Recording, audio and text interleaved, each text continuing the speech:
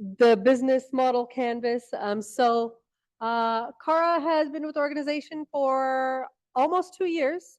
Yep. Almost 2 years. And she does everything. Although her title it should probably be changed to director of everything. That is Cara. So I'll hand it off to Cara. Thank you. Hi, everybody. Sorry, just getting set up here. All right. Hi, everyone. Thank you for being here. I am really excited to be talking to you today about something that I think is really important when you are just starting out and just starting your business and you are going from this idea phase and you're trying to identify what your next course of action is. So everybody here in the room has copies of the business model canvas, and then we also have our ad lib. It's also available in the workbook that you have online for the online folks. We are going to be using that and filling that out today, so we're going to be taking some time. We're going to be doing a workshop activity. So, take some time to fill it out. So this is our schedule. Currently, we're doing business model design. We are going to be building out a roadmap today. And again, this roadmap is meant to change the pivotable document. And then we're going to be talking about customers and your market directly following this. So this is going to be how you would use what we've developed in this class when you talk to your customers and you talk to your market. So the business model canvas and your business model tells us how this idea that you have is going to live in the world. How is it going to touch other people? How are you going to reach other people? How does it exist as a thing, right? We have this really fantastic idea. Maybe we talk about it every year at Thanksgiving. But how do we actually make it something that's an actionable thing? And so we need resources and tools. There are a lot of reasons why startups fail. I think one of the biggest reasons that startups fail is they lack clarity, and there's a lot of uncertainty about what they want to accomplish and how they want to do it. And so there's so many questions you don't even really know where to start. You don't know what you don't know. And so this is one of my favorite charts. Chaos, right? This squiggle here is this pivoting that you're going to be going through. It's going to be change. And that's okay. It's meant to be this way, right? This is a scramble of what am I doing? It's so uncertain. I have these ideas, but I really don't know where to start. Welcome. Please grab a couple of worksheets for any of the new folks. But the best thing about this chart is it tells us that as we reduce that uncertainty, we create value for our companies. So how do you reduce uncertainty? How do you know what you don't know? How do you know these things that are uncertain, that are not well defined? What we're going to do today is we're going to use the business model canvas to start to make a list of all the things that you don't know. And that's okay. We got to get really comfortable with saying, I'm assuming these are my customers. I'm assuming these are the features of my product that people are going to like. Let's just put it all out there. These are my assumptions. Because by writing it down and by pointing at it and by defining it, that's how we can start to get clarity on it, and we can start to create and increase the value of our business.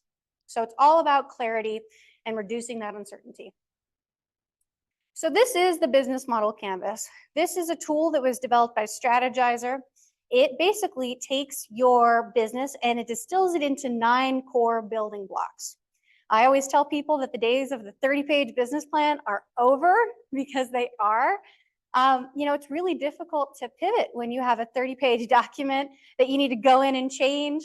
If it can be down onto one sheet, 9 core blocks, you can write in this, and then at the end of the day, at the end of the session, you're like, you know what, I don't like this, let's start over. You can rip it up and you can start the next one. And it's not so painful, right? Like, we have this ability to pivot and to change. And that is the nature of entrepreneurship and of the business model canvas as the tool. So don't be afraid to change it. Don't be afraid to pivot. Don't be afraid to scratch things out and start over. That's what this is all about. So these are your 9 blocks, right? We're going to go through each of these today, and it's going to be an exercise, and I'm going to talk about all of the different things that are in these blocks and how they interact. So everything on the green is what I call the front stage. Everything in the red is backstage. So if you've ever seen a performance, you have all the things that are on the stage, right? You can see the actors, you can see the setup, you can see all of the colors, but you have no idea what's happening behind that curtain.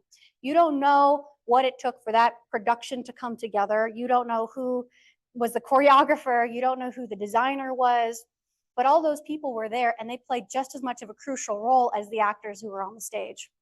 Now, the reason I highlight this is because a lot of people will look at a business that's successful and they will see the front stage of that business and they will say, I could do that. And then they mimic the front stage without focusing on the backstage. And this is what I call a hollow company. This is where people focus on getting websites and business cards, but they don't know who their suppliers are. They don't know how they're going to reach their customers. They don't know who their key partners are.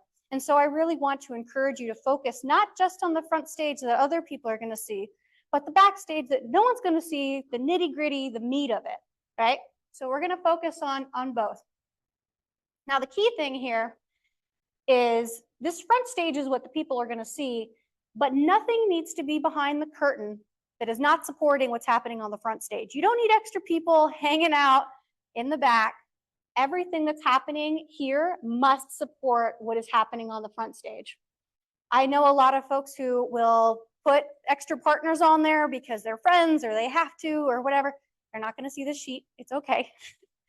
Put the people who, and names of roles, titles, it doesn't have to be names of people, but people that are supporting this, like truly supporting. So you should be able to draw a line from the supporters in the back to what's happening on the front stage. So don't put any people on here for fun or family or whatever. So some basic rules for filling out the business model canvas. It's really important that we do this in order to keep that pivotability and that flexibility with the canvas. A couple of things is we're going to fill this out as we go. Please raise your hand, ask questions if it's unclear. Really want to make sure that this is covered and it's clear. We're going to try to just keep it simple at 1 to 2 bullets per box. But honestly, if you get really creative and you're like, oh, this is it, I'm not going to stop you from writing more bullets as long as they're bullet points. We really don't want any sentences in here. Sentences are one of those things that are also really difficult to pivot. If you've got a couple of key bullet points, key features, key facts, it's much easier to strike that and say, you know what, that's not going to work, or I'm going to add a new bullet point. So we're just going to keep this really flexible, really simple, meant to be changed. The other thing is I want to separate different ideas and different concepts into different bullet points. Again, this is about being able to break it apart for simplicity. So just make sure if there are multiple customers, multiple concepts, they stay separate. And then this last one is what I call orphan items. We don't want any orphan items on this canvas. What that means is everything in this canvas touches each other. They all interact with each other.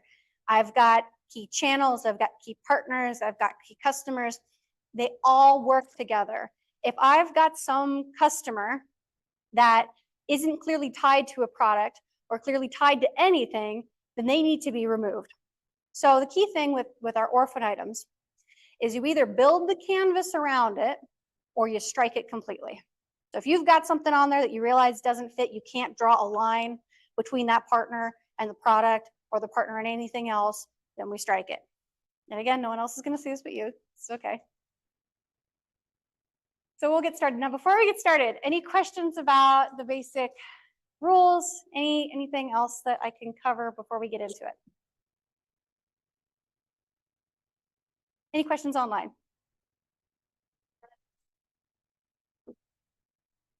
All right.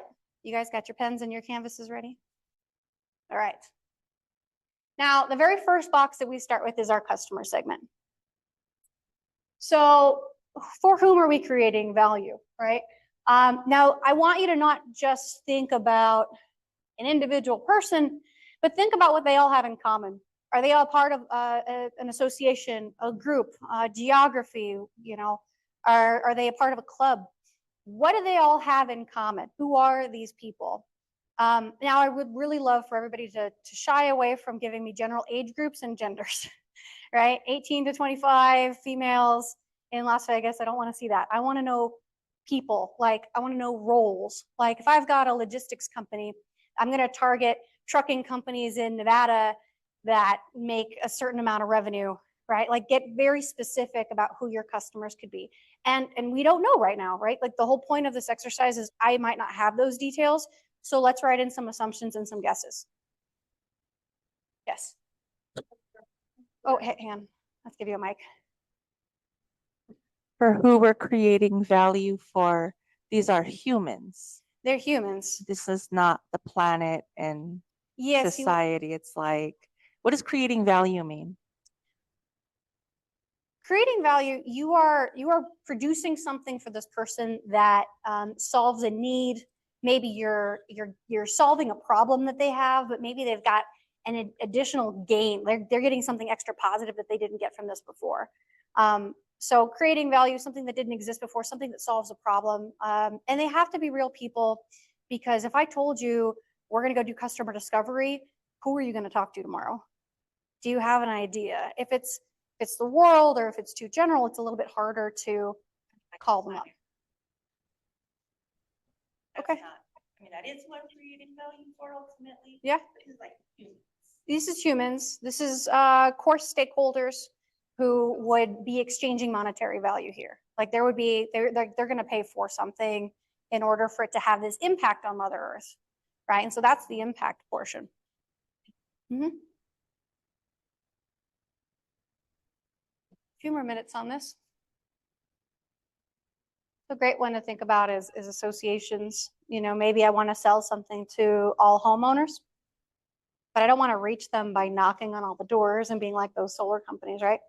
But maybe I figure out what they all have in common. Maybe there's an association they all belong to and I could talk to them. Think about groups, entities, associations, more than just the individual, because you want it to be able to scale.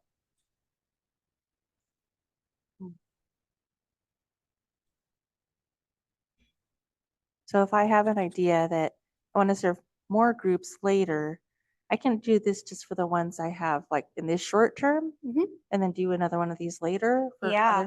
I don't want to get to. That canvas is meant to be done as many times as you need to for as many ideas as you have, all of the different things. You can print out a bunch of different canvases and just get creative. There was a time I did this exercise with really large business model canvases and sticky notes. And so you can get up there with idea one, it's, you know, sticky note colored, you know, pink. And then you just change all your different ideas or different colored sticky notes. So, you know, this is really a very valuable tool for pivoting and changing. So all your ideas can go here. Okay, so next is our value proposition. What specific thing are you delivering to customers that is of value? And I'm not just talking about the product with the features, but what are the benefits? What is this thing? Like, right, so these customers have a problem. These customers are dealing with this problem. That's a deep problem. It keeps them up at night. They would love for someone to invent a solution. They would love for someone to come up with it. It doesn't exist.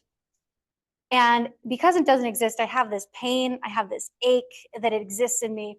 So what could you create that addresses that pain, that ache, that problem, right? What sort of features does it have? What color is it? You know, what sort of positive pros does it provide to that person? Oh, I love that it's easily available to me. Oh, I love that it's in multiple languages. Oh, I love that, you know, all these different things that make it easier for me, the consumer, to receive it and to solve the problems that I have. Those are all the different things that can be wrapped up within a value proposition.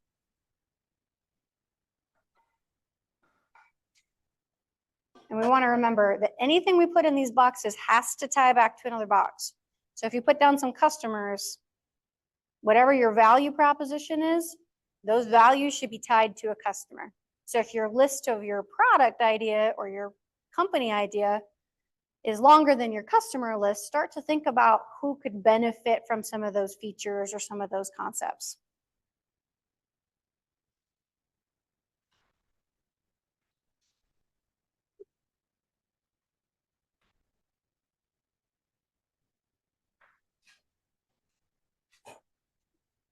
Oh, yeah.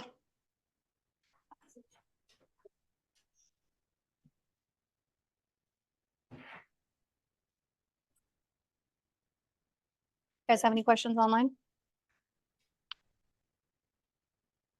Rosa, you came off. Rosa came off mute. Did she have a question? Rosa, you came off mute. Do you have a question?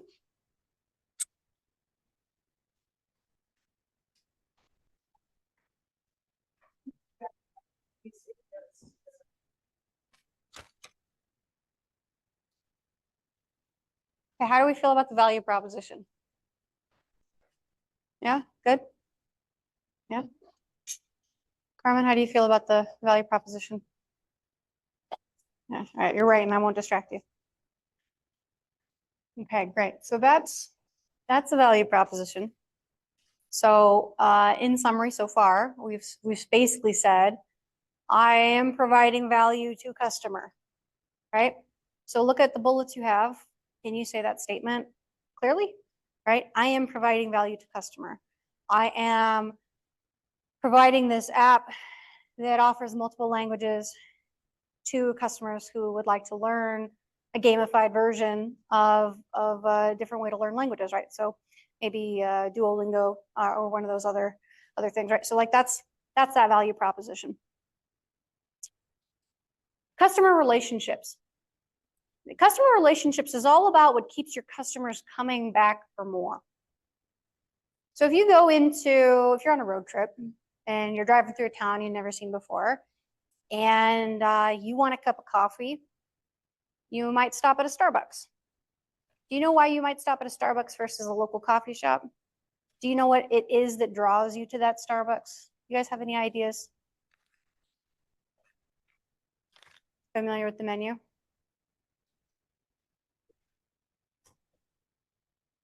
Sugary? Yeah, yep. I like sugar. One of the things that keeps people coming back to Starbucks is, I don't know if you guys remember, but the way that they used to do these gift cards, this is before they had the app, right? They started out getting people into gift cards, and everybody had gift cards. And then they came out with this app that would upload the gift card balance to this app. And then you started being able to get stars and starting to be able to get rewards. And so some people would start to seek out Starbucks. You know, Starbucks will give you a free drink on your birthday, for example. So, you know, maybe if you never even drink Starbucks, you might specifically go to Starbucks for your birthday for a free cup of coffee. You know, and so these are actually customer relationship tools. That's that brand recognition. That is knowing what I'm going to get when I walk in the door, knowing what's on the menu, knowing what my favorite drink is, you know, but specifically the app. And maybe having a balance on that app that I have to spend, maybe having rewards on that app. You know, you see other coffee shops do this with punch cards. There's other things that keep you coming back. These are all customer relationship tools. You see other things where you maybe will subscribe to a newsletter and a mailing list. And, you know, I saw a workshop by Cara once, and okay, but now I'm on Cara's mailing list, and what else is she up to? And so now we can stay in the loop, and you can see what else I'm doing, and you can learn a little bit more about StartUpNV and what we're doing. So that might be a customer relationship tool too, is newsletters, communication, LinkedIn. Those are all different ways that I might engage my audience and keep them coming back to my product versus a competitor. Do you have a question?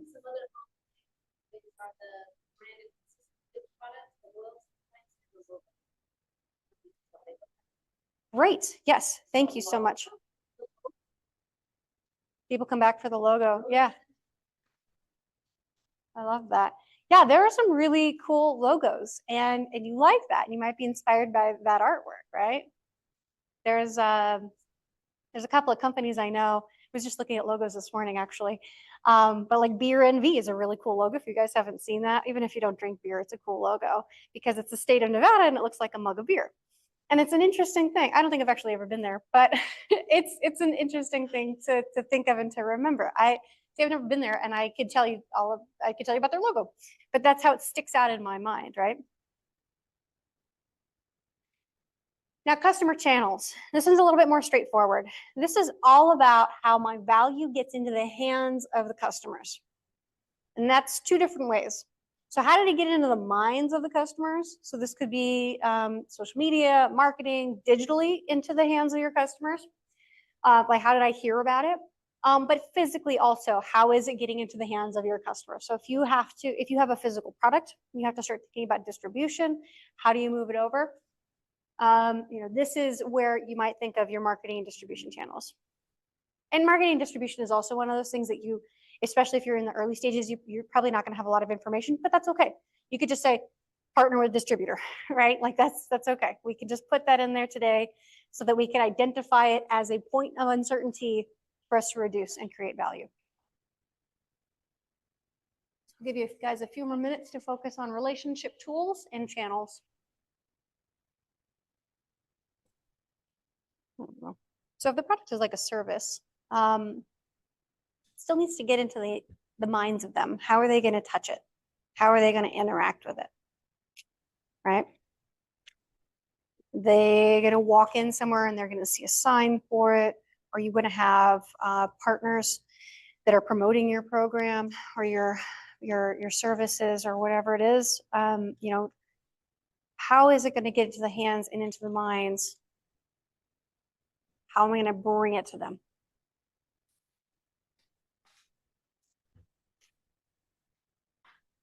I hope that helps. Any questions on relationships? I think I went through that one a little faster.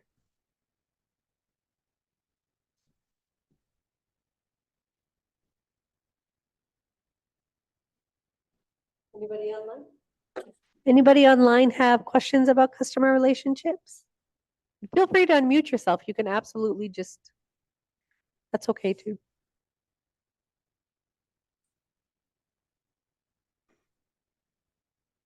Okay. Right. So this is the cycle, right? Of how do my customers come back to my product with the relationship?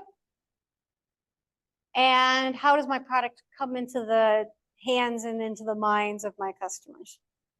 Now, everything here that we've just done is our front stage. This is everything. You could do this front stage business model canvas on any business, right?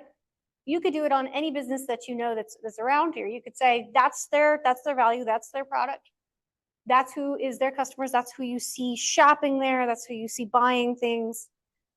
That's how I know, that's how I heard about them. This is what keeps me coming back. You could do this front stage on anybody. Now, the tricky part is doing the backstage. And I want everybody to focus on this backstage. And I want everyone to focus on the backstage before you spend money, ideally, so that you've got extra room to pivot. Now, key partners. I love key partners. My favorite saying is that partners don't pay each other. They help each other get paid, right? And that doesn't have to just be with money. That could also just be with value, right? Partners don't pay each other. They help each other get paid. What can we do together to create a brand new thing of value that didn't exist before our partnership? Collaborations, right? Now, the key thing about your key partners is they should be helping you. Again, this is a person behind the curtain. They should be helping you with something that's happening on the front stage that other people see. Specifically, you should be working with somebody to help you develop your product or develop a relationship to your customers. That is the most important thing. If you've got a key partner on here that isn't doing either of those things, then why are they a key partner? If you really want to work with them and you would enjoy working with them, then you start to build the business around them too. Right? So as we were talking about orphan items, if you've got something hanging out on the key partners that's not connected to everything else, you have two options. We strike it completely and say, hey, I love you, you're great, but this isn't going to work. I'm going to cut you off my business model canvas. Or, no, I really enjoy working with you. Let's figure out something we can do together. And you start to rebuild your business model. So you're like, okay, if I'm going to work with this partner, what can you help me create? Who can you help me reach? But everything has to come together. It all has to work in the symbiotic relationship. Otherwise, your canvas is unbalanced. Now, I'm going to stay here for a little bit longer because this key partners one there's a lot to think about for the key partners, right? Who do I know? Who am I going to work with? Sometimes there is a little bit of an exchange of money, but that might be a little bit of a small transaction. But ideally, on the whole, we're partnering and we are sharing and we are combining resources to create something new of value. Any questions on this one? Any questions online?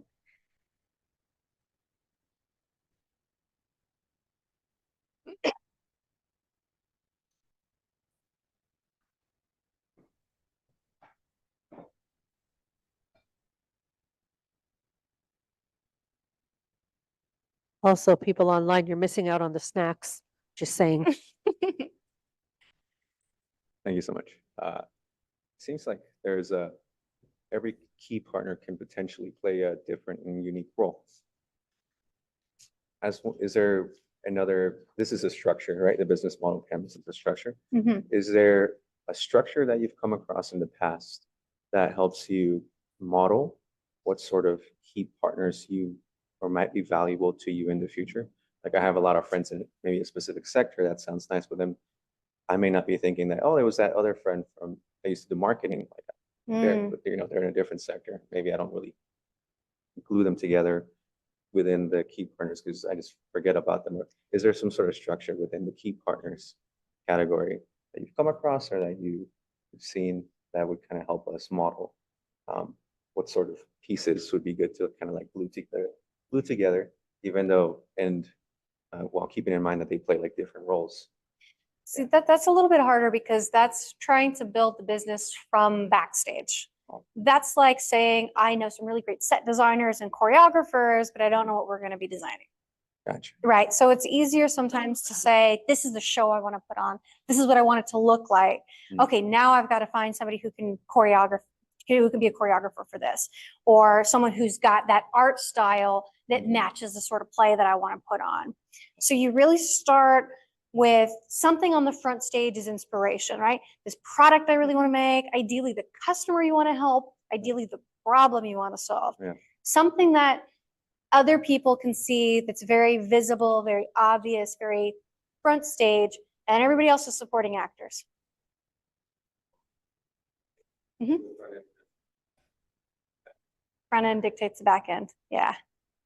Yeah, because the front end's your vision, right? That's how this is going to exist in the world, right? The cool thing about a business is that this is our vehicle for change. This is how we make something exist in the world that didn't exist before us.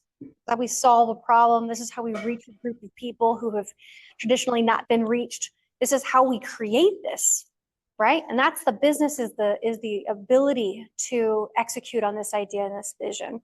The key partners are the supporting actors who are there behind us to support and make it so that we can create this vehicle for change. And that's what's so exciting about entrepreneurship, is you have this freedom to make something. Now, key activities, simply put, should be your to-do list. Your key activities typically are tied to your key partners. The reason this box exists is because we put some key partners on your list, but we really want to make sure that they're on there for a reason. What are they doing? So if you've got a key partner on there who is specifically there to help you build a product, then talk about key partner will help build product. If that key partner is going to help you reach your customers, they are your channel, they are a voice, then I will write key partner will help reach customer, will help develop relationship with customer, will help me understand my customer a little bit better, right? So everything that goes here is just simply your to-do list. And so as you have built this out, it's a small box, but spend some time on this one and look at everything you've put in your canvas so far. What do you need to do to make it happen? Who have you talked to? Who are your customers? What sort of value do you need to make? Do I have to go out and design this? Do I want to hire somebody? Do I want to make a rewards app? What do I need to get done? So I'm going to spend some time on this one.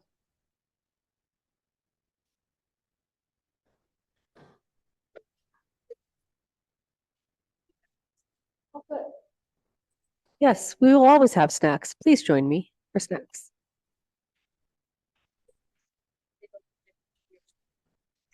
Deal. Oh, next week's great. Maggie's teaching both classes, and you don't want to miss a Maggie presentation. Maggie has a wealth of knowledge about this stuff. 2 decades, over 2 decades worth of seeing businesses become successful, She's struggles, some that have incredible. failed. Yeah. She's got just incredible insights into talking to your customers and understanding your market. So definitely come next week. For Maggie and snacks. Okay, any questions on key activities? Any thoughts on key activities? Maybe you're putting something unique in this box. It's deceptively small for needing to be very large. To-do lists can tend to be long and never ending. I think both of my things were in. Thank you. Hi, Hi. You can hang on. For sure, thank you. So for key partners, are we looking for larger entities or key partners as small as like a person? Great question, and I could say you could do both. I find that for key partners and for customer segments, it helps if you focus on large associations and large groups, because what you need to do after this is you need to do customer discovery, which is all about talking to people and seeing if they will fit into your canvas in the way that you have envisioned, and if not, how does that work? And so I find that if you talk to associations or groups or larger entities, they represent multiple voices. So you could do a lot more market research with the whole association, but definitely put individuals on there too. I tend to see people put like titles and roles, like maybe there's a specific person at a company or a specific type of person somewhere. It doesn't have to be a name. Would grantors be considered partners or that's more on the line of awards, right? Yeah, well, so grantors, it's on the line because they give you money. Mhm. So this is one of the rare ones. Sponsors also fall within this, where you have partnered together to create something, but there is still this exchange of money. So grantor could be a key partner, but they could also fall under a key resource. That Okay. grantors and sponsors are the only ones I would make an exception to the partners don't pay each other rule. Okay, thank you. Yeah.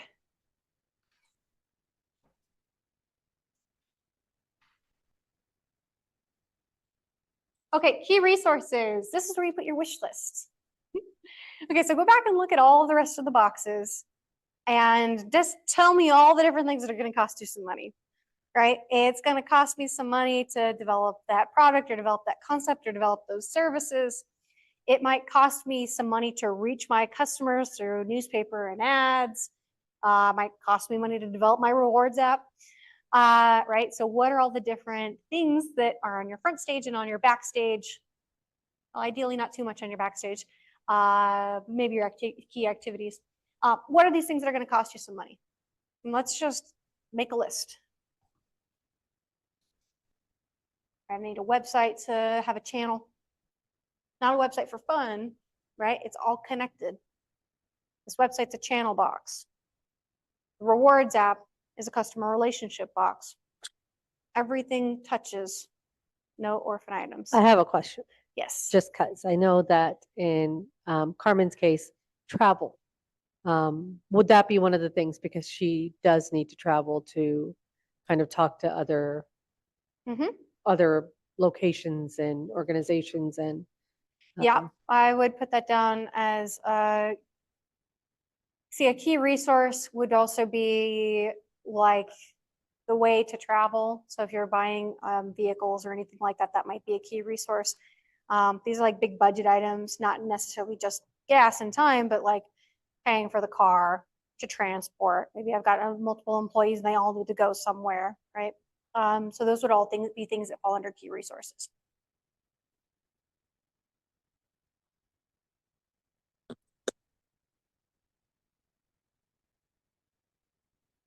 Okay, so I just want to point out how much of this business we've talked about without talking about money.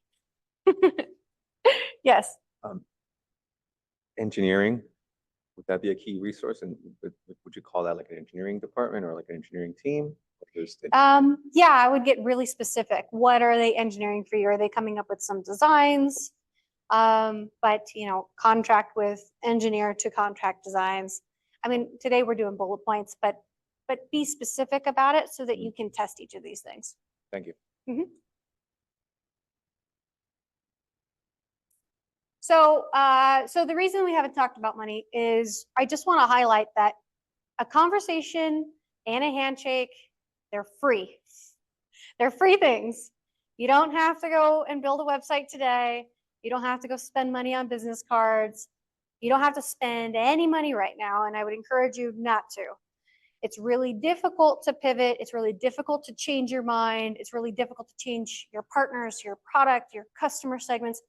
It's hard to do that when you put some money into it, even a little bit, because it's a sunk cost and it's harder to pivot. So everything that we've done, this can live on in the brainstorm until you're ready to move, until you're so excited, you're bursting at the seams. You've got all these customers who want to buy your product, and you've got these key partners who are just like ready to support you as soon as you launch.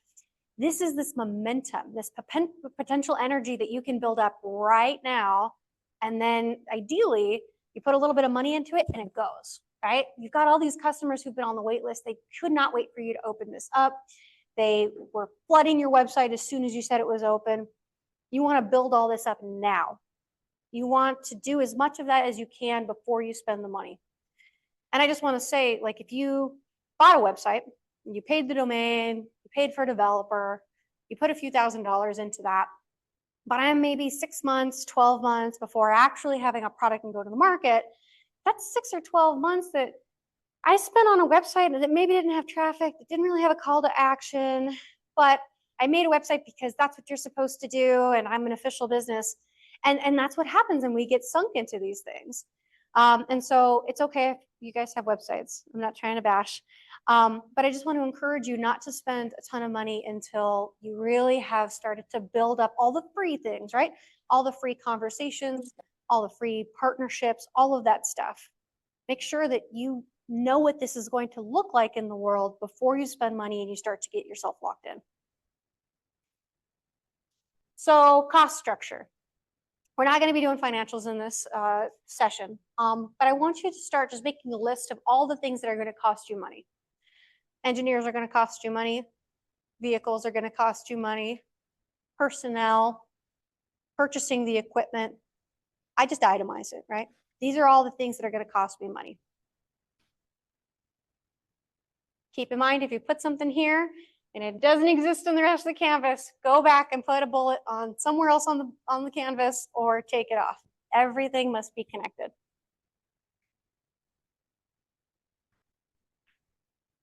Now the next one we're going to focus on is revenue streams.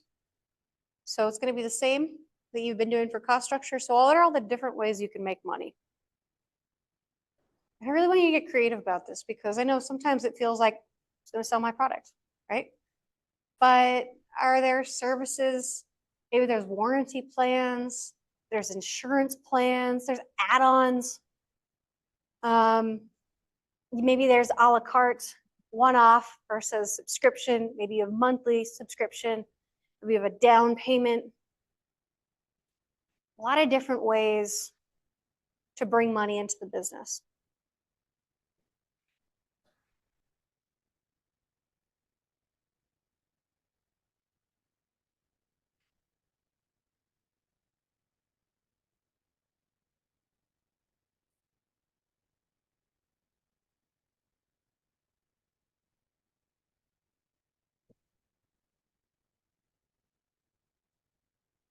Now, any questions on cost structure or revenue streams?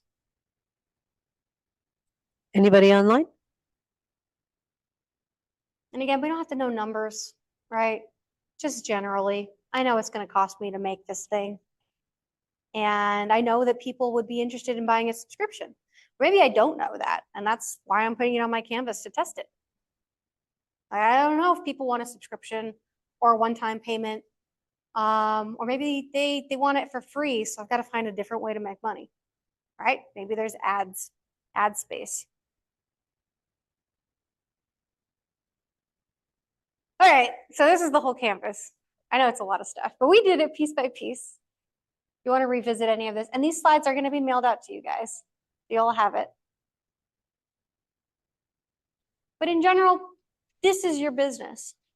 This is your business broken down into 9 blocks.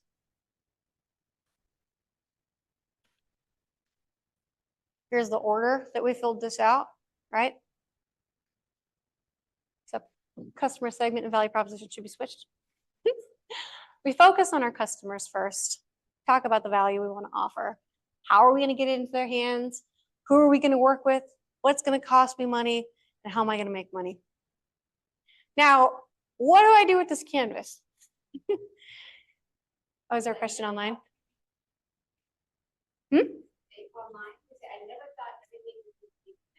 Absolutely. Everything must be connected. The business model is a bit of an ecosystem within itself. Everything must be balanced.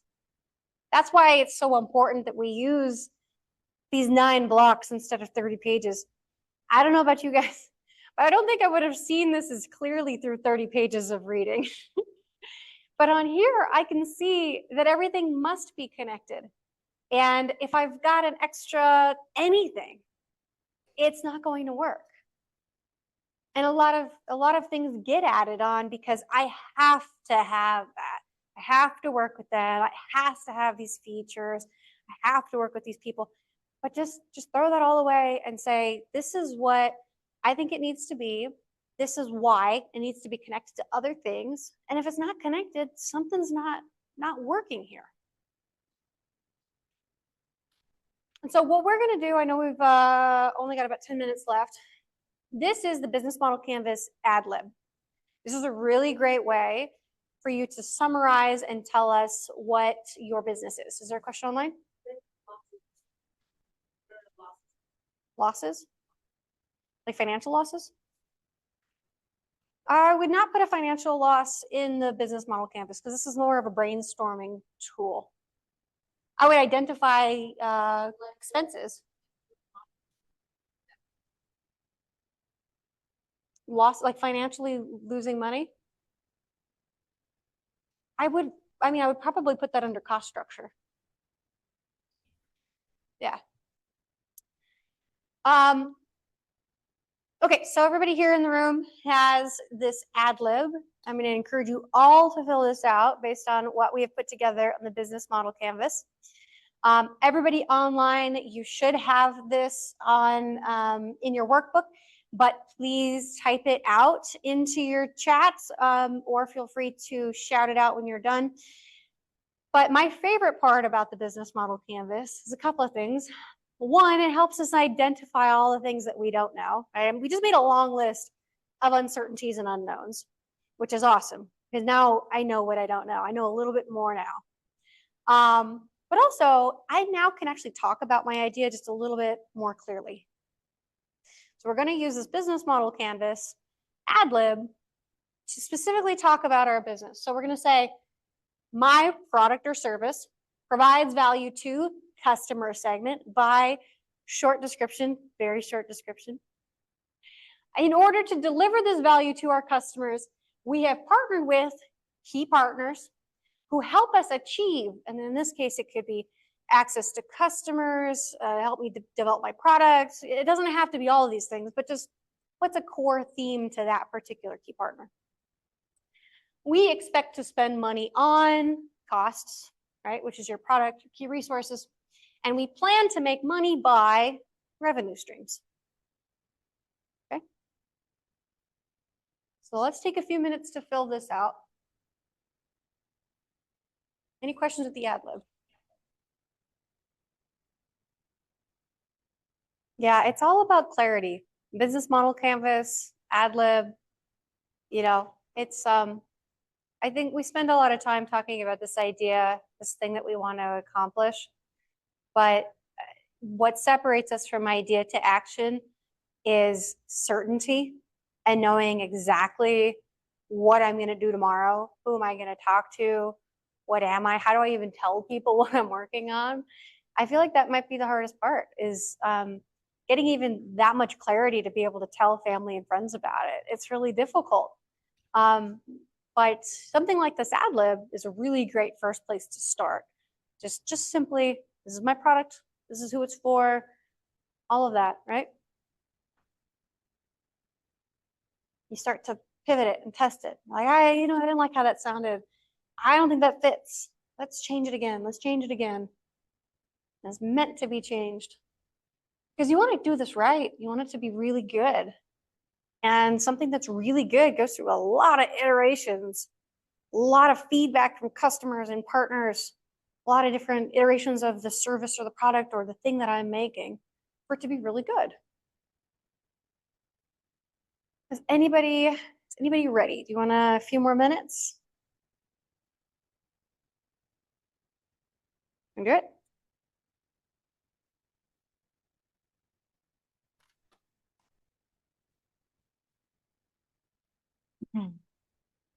I mean, I'm probably missing some things, but my art and cultural consultation business provides value to the people of Southern Nevada by educating about Native culture through the arts. In order to deliver value to our customers, we have partnered with you see the City of Las Vegas, the Howard Hughes Corporation, Henderson, Las Vegas Indian Center, and the Lost City Museum, to name a few, who help us achieve access to a larger population in Southern Nevada. We expect to spend money on talent or culture bearers, transportation, space, and plan to make money by producing shows, art. Yeah. And I know I'm missing a couple things in there, but No, that's fantastic. Yes, thank you for sharing. thank you. And that's so great because I feel like that's really clear what you do and the different opportunities that touch that. And you can really expand on that and you can get into that a little bit more. You could tell us more about the grantors and what exactly they're funding and what that future potential looks like, right? And then the revenue streams, what are the other types of products and ways that you can make money? It's an exciting place to start. And that's the thing about the business model canvas and the ad lib. This is a place to start. It's a base point, right? Even if it's far along, there's always the future, right? More to build and more to develop, right? Did I hear somebody unmute online? Was there someone who wanted to share?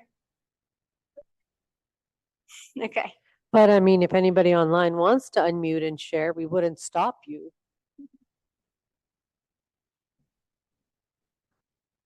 So, anybody else in the room?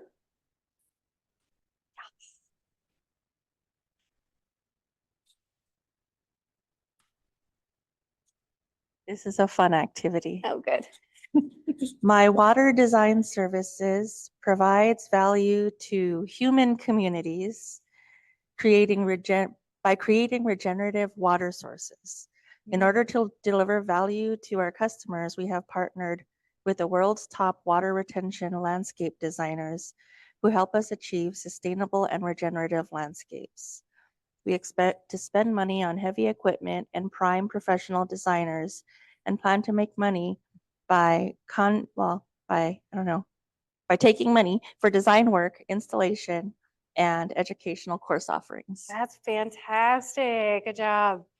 Yeah, that was very clear. Thank you. Yeah, no, that was really clear. Exactly what your product and what your services are, what your business is. And then you begin to refine that a little bit, right? We get a little bit more specific about the service. We get a little bit more specific about the how, the customers. And now that that's your statement, we come back to our canvas and we say, okay, does my canvas support this? Who do I need to work with to make this reality? So that's awesome. Great. That's fantastic. Does anybody else want to share?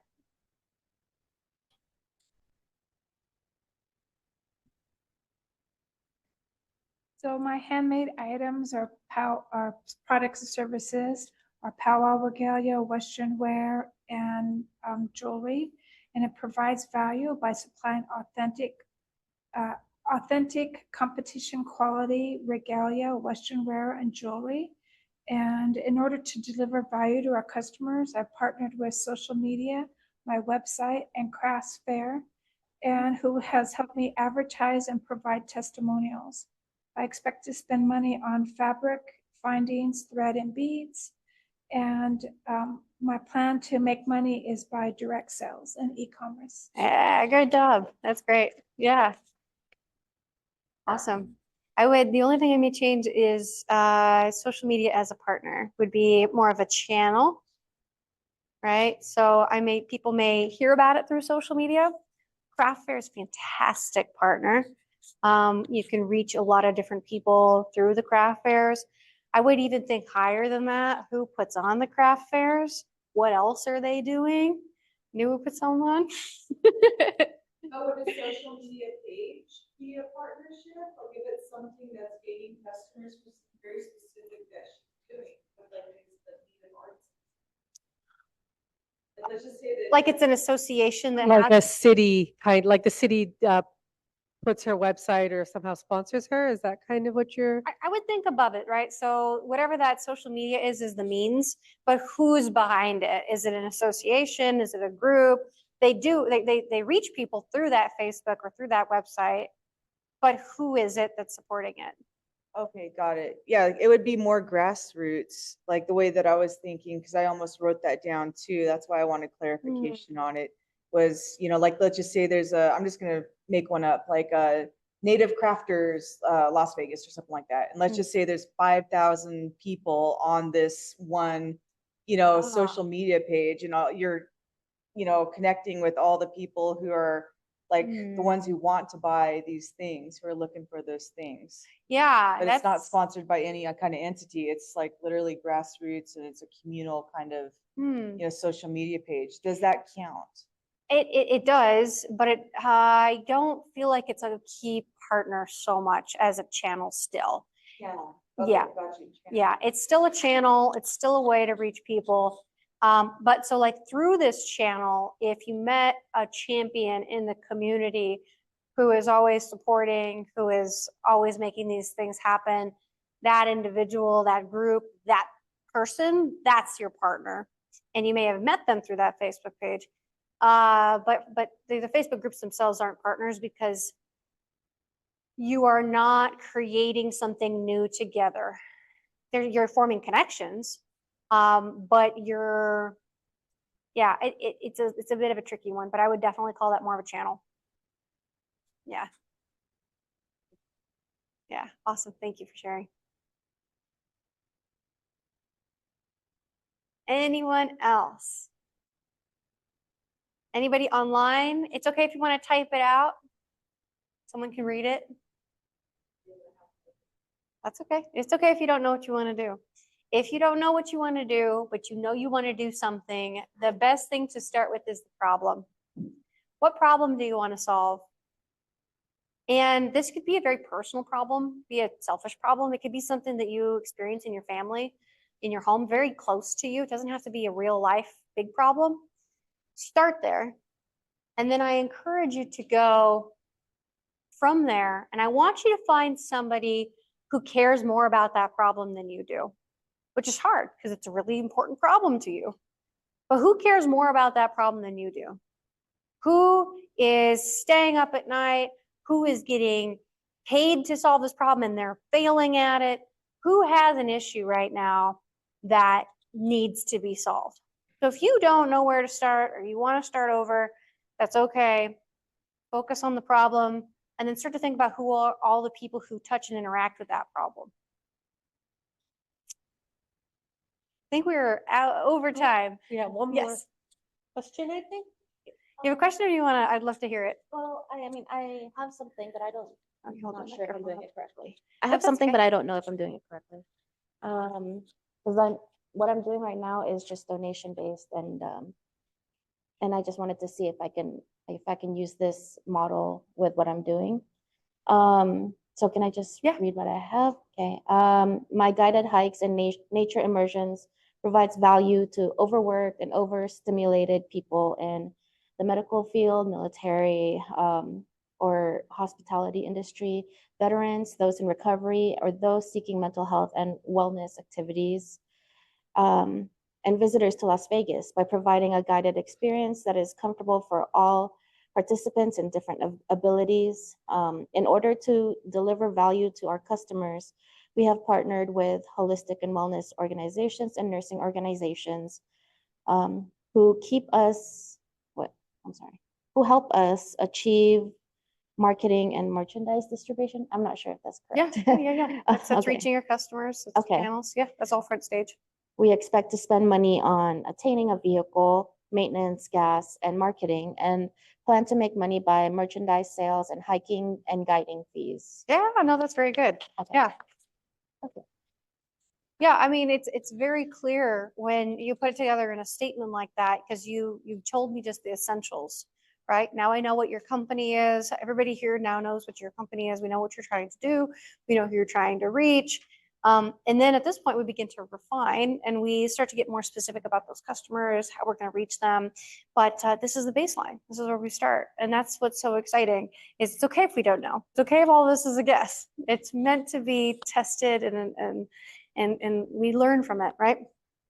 Maggie is going to be talking a little bit about customer discovery. And so when you're doing customer discovery, think about everything that you put on your canvas as a thing to be tested, a hypothesis. I'm assuming this person wants to work with me.